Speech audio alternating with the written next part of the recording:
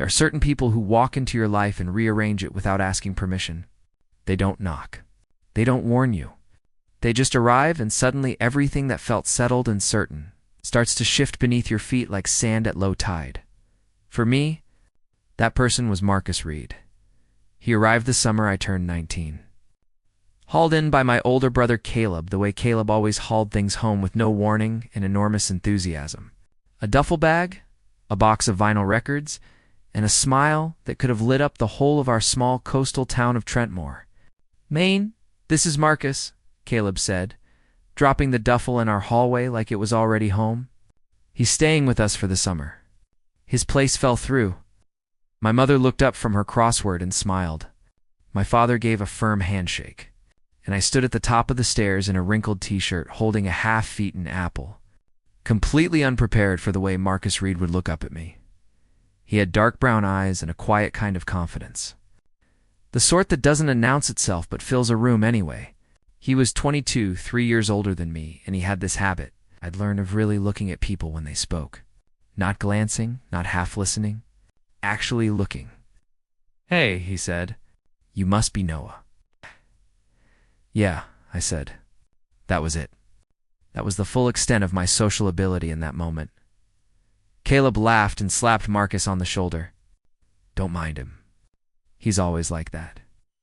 I retreated to my room and told myself it didn't matter. He was Caleb's friend. He was 22. He'd be gone by September. I was right about one of those things. The summer unfolded slowly, the way Maine summers do, long blue evenings that stretched past 9 o'clock, the smell of pine and salt water threading through every open window. Our house sat on a hill above the harbor, and from the wraparound porch you could see the whole bay glittering below. Marcus slotted himself into our household with an ease that was almost unsettling. He helped my mom carry groceries without being asked. He'd sit with my dad watching baseball and actually know the stats. He was the kind of person who made everyone feel like they'd been waiting for him specifically, and then there was me.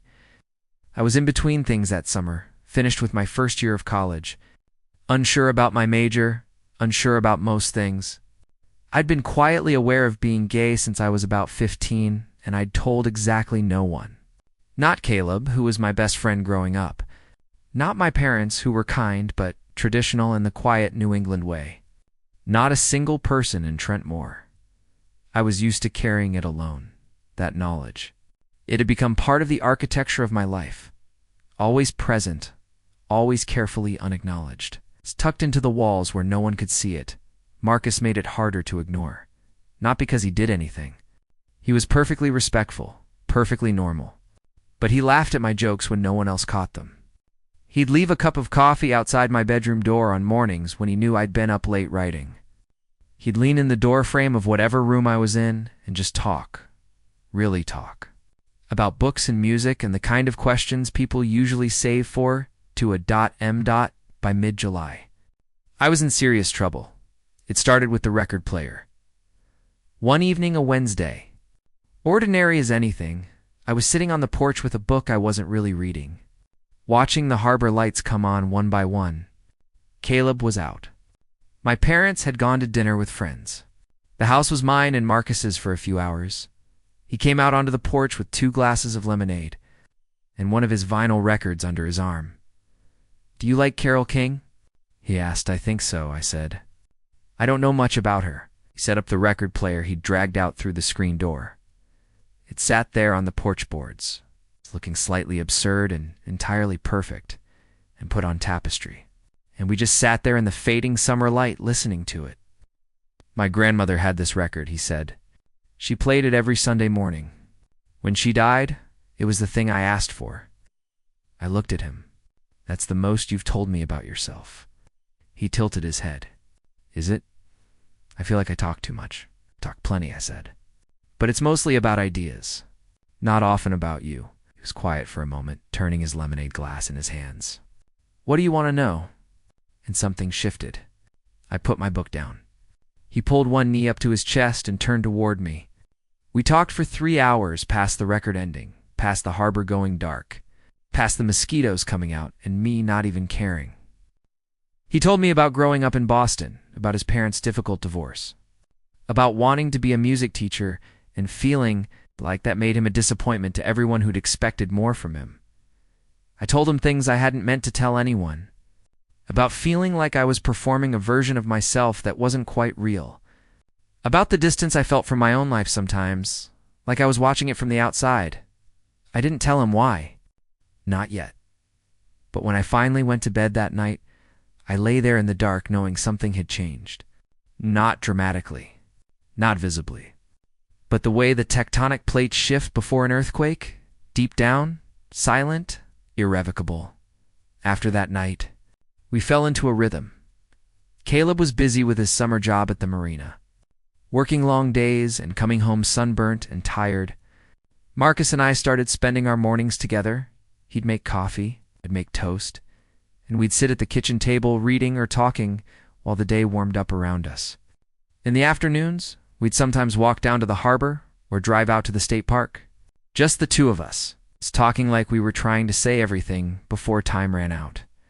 I started paying attention to the small things. The way he pushed his glasses up his nose when he was reading something he disagreed with. The way he sang quietly to himself while he washed dishes, not even aware he was doing it. The careful, unhurried way he listened, like your words mattered, and he intended to treat them well. I was falling for him. I knew it, clearly and helplessly. The way you know a storm is coming even before the clouds appear. The harder truth was that I didn't know if it could go anywhere. Marcus hadn't said anything about his own life in that direction. He'd mentioned an ex once, in passing. Just a pronoun they, and I'd held on to it like it was something precious and uncertain. But I couldn't assume, and I couldn't ask, because asking would mean admitting, and admitting would mean the whole careful structure of my hidden life would have to come down. So I lived in it, in the space between what I felt and what I could say, and tried to be grateful for the friendship, which was real and good and more than I'd expected from any summer. Then came the night at the lighthouse. The old Trentmore lighthouse sat at the end of a rocky point, about 2 miles from our house. It had been decommissioned for years, but the land was public, and people walked out there sometimes to watch the sunset. Marcus had been talking about wanting to see it since he arrived. So one Thursday evening, we packed a thermos of coffee and went. The walkout was easy and companionable. The sun was already low, painting the water in colors that felt almost theatrical. We climbed the rocks at the point and sat there watching the light die out of the sky. And I thought, if I have to carry this quietly for the rest of my life, at least I'll have this. Can I ask you something personal? Marcus said. My pulse spiked. Sure. Do you actually like it here? In Trentmore. Because sometimes you talk about this place like it's a little bit of a cage. I let out a breath I hadn't realized I was holding. It's not the place, I said slowly. It's more like I've been waiting to be who I actually am. And this town has a very specific idea of who I should be, and those two things don't overlap as much as I'd like. Marcus was quiet for a moment. The water moved below us, patient and ancient. I think I know something about that, he said. I looked at him. In the last of the light, his face was open, unguarded. I'm gay, he said simply. Not dramatically. Not apologetically. Just said it. The way you state a fact about yourself. I don't know if you knew.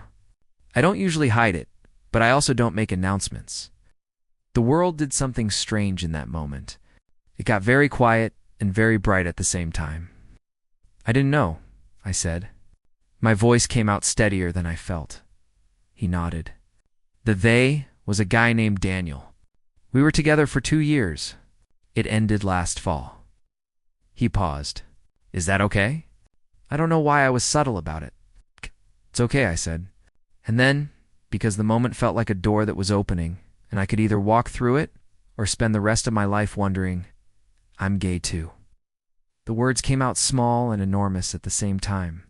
The first time I'd ever said them to another human being, my heart was hammering so hard I could feel it in my fingertips. Marcus looked at me with those steady, dark eyes. Yeah, I managed a small laugh. The first time I've said that out loud, actually. So, there it is. He didn't make a big deal of it. He didn't gasp or pull me into a hug or say anything that would make it awkward. He just nodded, like I'd confirmed something he'd suspected, and said, "Thank you for trusting me with that." And that was it. That was the beginning. What followed was both the best and most complicated month of my life. Something had been unlocked that night at the lighthouse. We didn't talk about feelings directly, not yet, but the texture of things between us changed. Glances that lasted a beat too long. A hand steadied on a shoulder that stayed there a moment after steadying was needed. Conversations that drawn so late the birds started up before we thought to go to sleep. I knew what I felt.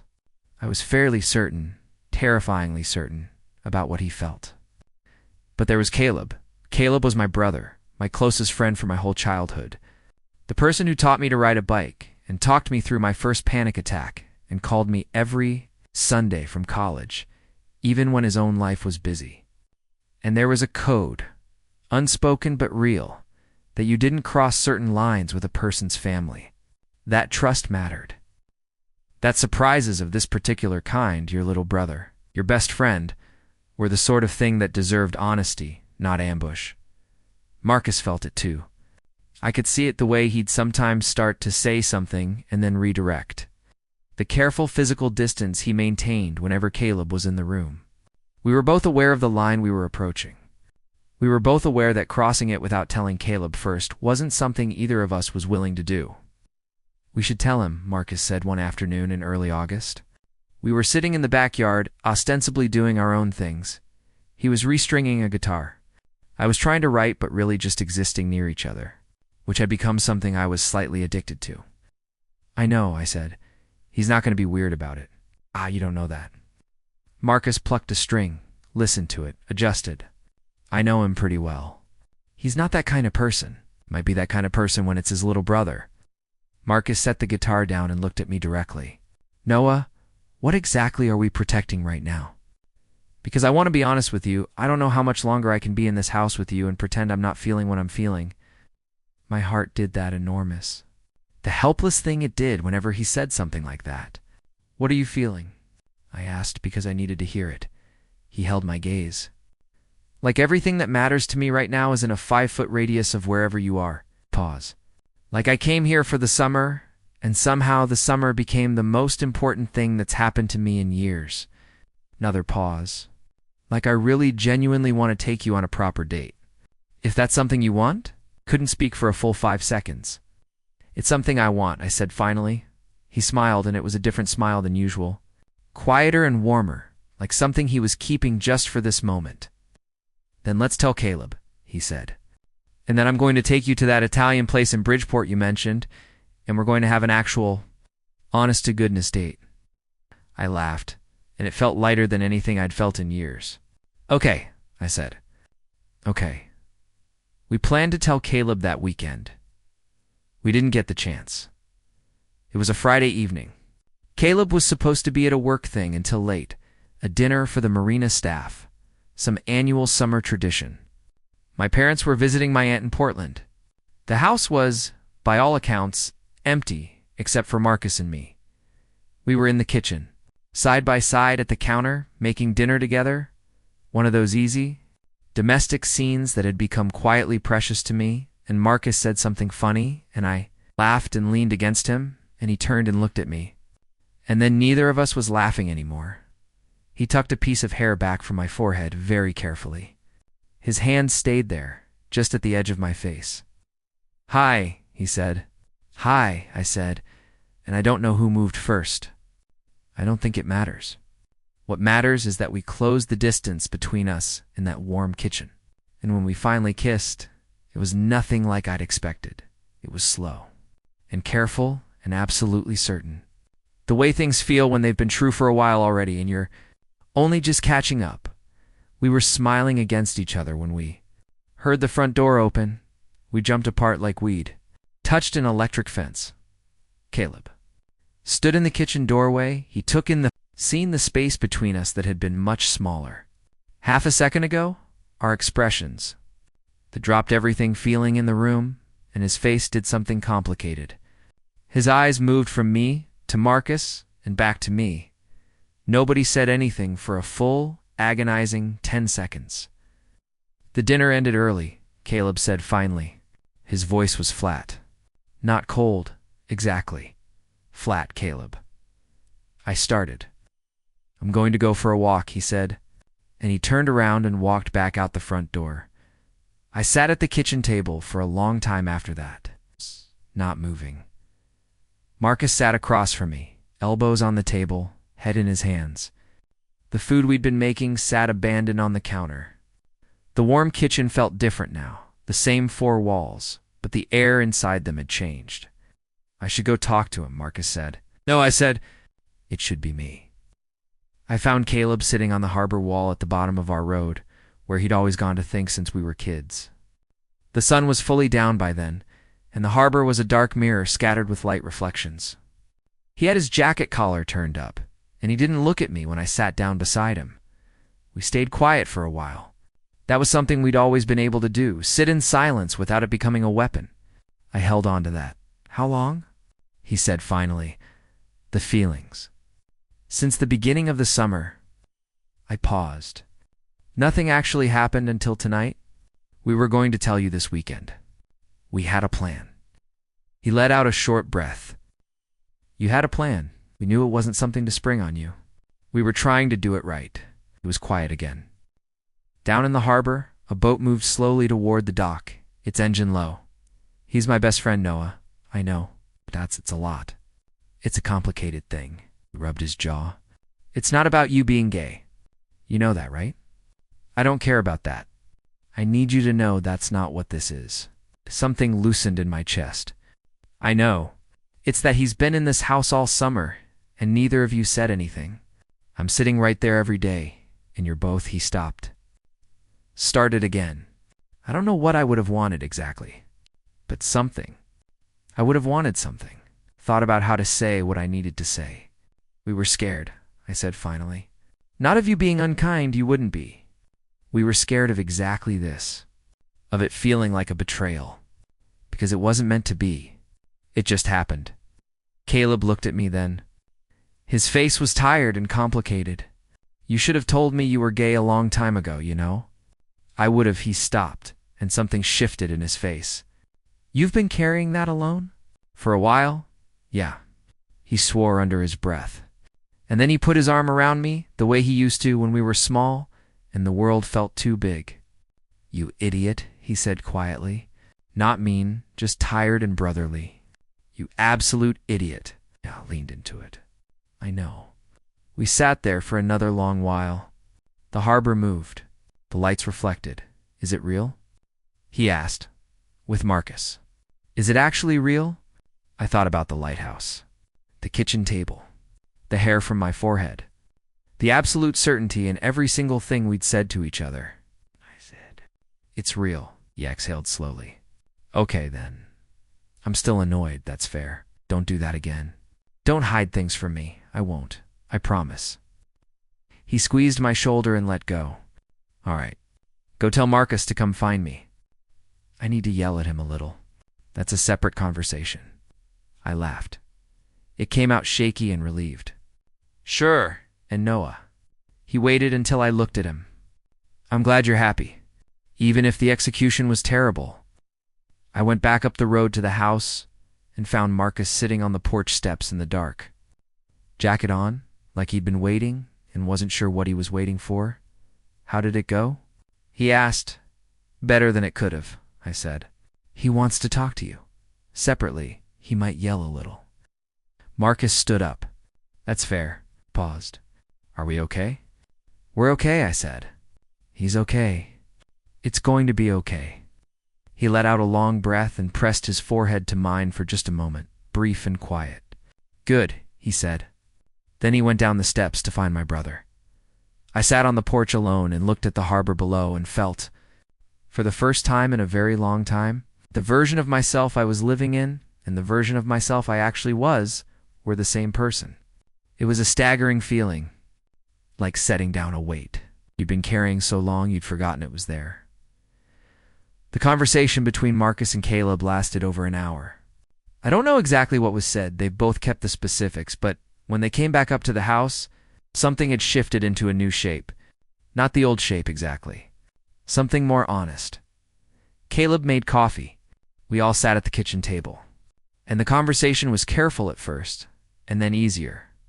And then eventually we were all laughing about something Marcus said, and the table felt like itself again. It was my mother who noticed first. When my parents came home from Portland 2 days later, she stood in the kitchen doorway watching. Marcus and me sit at the table together the way we sat, the way we talked, and she said nothing for a full minute. Then she looked at Caleb, who gave a small, diplomatic shrug. Then she set her bag down and came to sit at the table and said to me, "Tell me about this then," told her. Simply, clearly, the way Marcus had told me at the lighthouse, just a fact about myself that I'd been keeping too long. I told her I was gay. I told her about Marcus. She cried a little. Not sadly, more the way you cry when something that's been knotted up finally loosens. "You should have told us a long time ago," she said. "I know," I said. She reached across and held my hand. "I love you exactly the same."